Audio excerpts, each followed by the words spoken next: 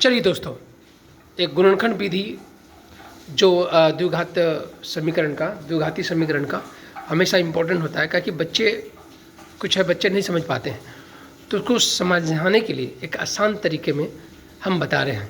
तो गौर से देखिएगा, कोई इक्वेशन द्विघाती समीकरण, मैंने घात 2 है तो ये द्विघाती समीकरण हो गया।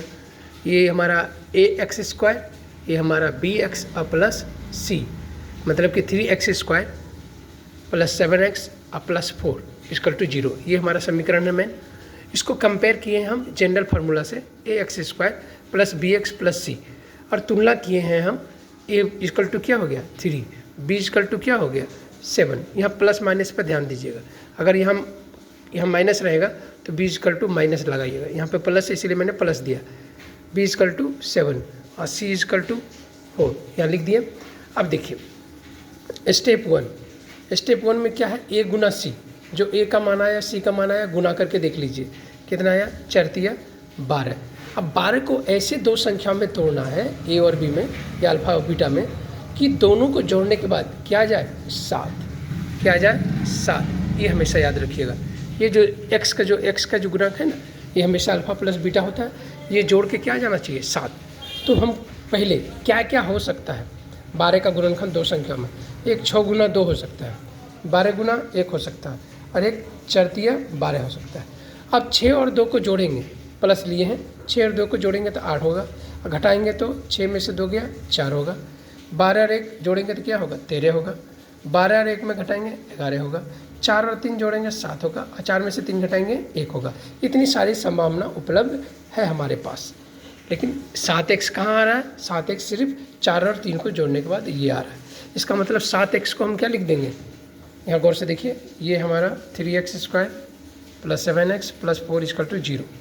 तो 3x² इसको मैंने तोड़ दिया 3x और प्लस 4x में, ठीक है ना। इस 7x को मैंने तोड़ दिया, बहुत आसान है। अब हम क्या करेंगे, जैसे तोड़ दिए, क्योंकि इस दोनों को गुना करेंगे तो 3 गुना 4 4 12 आ जाएगा ना आराम से। 4 7 भी हो गया, 4 3 7 भी हो गया, और 4 12 भी हो गया। आगे बढ़ते हैं। अब इस दोनों को जोड़ा लगाएंगे, तो जोड़ा लगाने के लिए मैंने क्या कि क्योंकि बहुत सारे बच्चे हैं यहाँ पे कॉमन लेने में दिक्कत करता है, तो ये स्क्वायर को मैंने गुणनखंड में तोड़ दिया। 3x इंटू एक्स का ये x गुना x क्या होगा x², क्योंकि घात हमेशा जुड़ता है, एक एक है, एक और एक क्या होता है, जो आधार सेम रहे तो घात जुड़ता है, इसीलिए यहाँ पे स्क्वायर हो गया। तो इस स्क्वायर को मैंने क्या किया 3x इंटू एक्स कर दिया, और यहाँ पे 3x इंटू 1 ये देख सकते हैं। अब यहाँ पे देखिए क्या कॉमन दिख रहा है 3x, यहाँ पे 3x कॉमन लेनी तो क्या बचेगा ax प्लस 1। जैसे ये 3x यहाँ भी है, यहाँ भी है, जैसे बाहर निकालेंगे तो क्या बचेगा x प्लस 1, तो x प्लस 1 यहाँ आ गया।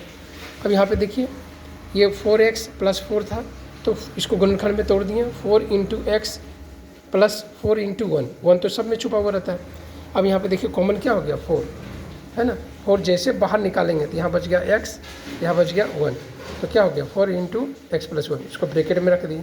तब पूरे को गौर से देखिएगा, गौर से देखिए क्या है हमारा 3x into x plus 1 plus 4 into x plus 1, तो दोनों ही जगह इंटू क्या है x प्लस 1। तो पूरे को इसलिए हम बड़ी ब्रैकेट से स्टार्ट किए, बड़ी ब्रैकेट।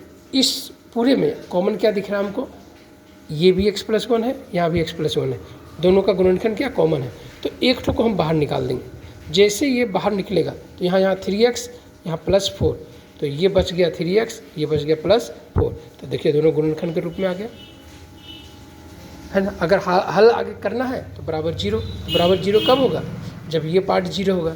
तो ये पार्ट 0 कब होगा, जब यहाँ पे -1 देंगे, मतलब कि यहाँ प्लस है तो माइनस लिख देंगे, यहाँ प्लस है तो माइनस लिख देंगे। ये गुना में था, बटे में आ गया है ना। तो x बराबर ये, एक ठो को अल्फ़ा मान लीजिए, एक ठो को बीटा मान लीजिए। इसको साबित करना चाहते हैं तो अल्फ़ा प्लस बीटा करके देखिए, अल्फ़ा इंटू बीटा करके देखिए, तो ये क्वेश्चन आ जाएगा, ठीक है ना, जब साबित करना होता है, ठीक है ना। ये हुआ ऐसे।